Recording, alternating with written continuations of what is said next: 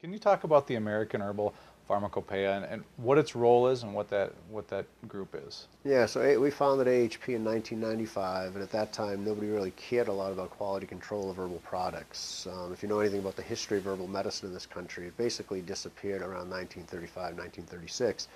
Before that, most of the medicines were herbal-based medicines, but then with chemical revolution and new techniques of isolation and synthesization and actually the turning medicine into a more of a profitable business than it was a right of human beings to have health care. It changed the nature of medicines to go to first proprietary extracts and then synthesized chemicals that could be patented and controlled by a business entity.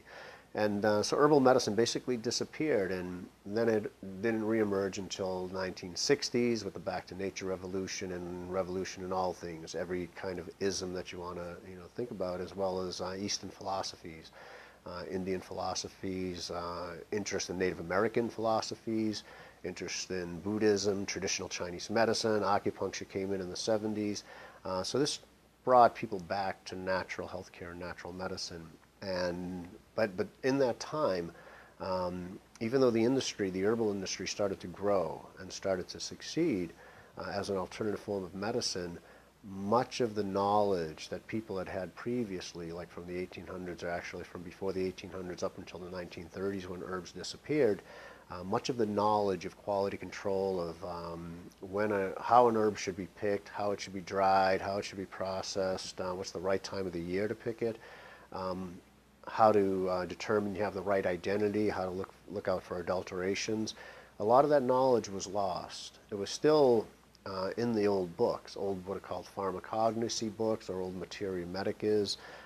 They were taught by some pharmacists, but very few were actually trained in how to tell the quality control of herbal medicines or herbal ingredients. And so we were filling a niche. We saw that this was a need. Actually, it came out of our work in helping to pass the Dietary Supplement Health and Education Act, which is what the governing law of the land is for dietary supplements. And everybody on both sides of the fence, they always ask, well, how do you know what you know about herbs?